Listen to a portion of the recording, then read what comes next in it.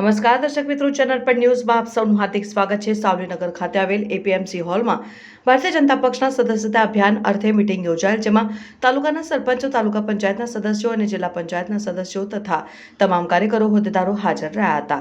આ પ્રસંગે વધુમાં વધુ સદસ્યો બનાવવાની હાકલ કરવા પ્રદેશ ઉપાધ્યક્ષ ગોરધનભાઈ ઝડફિયા તથા ભાજપ જિલ્લા પ્રમુખ સતીશભાઈ પટેલ, જિલ્લાના પ્રભારી રાજેશભાઈ પાઠક, જિલ્લા પંચાયતના પ્રમુખ ગાયત્રીબેન અને ડેરી ડિરેક્ટરો પીએમસીના પ્રમુખશ્રી, તાલુકા ભાજપ પ્રમુખશ્રી અને અન્ય હોદ્દેદારો મોટી સંખ્યામાં હાજર રહ્યા હતા। ગોરધનભાઈ ઝડફિયા જેમ બને તેમ વધુ સદસ્યો નોંધવા કાર્યકરોને હાકલ કરેલ।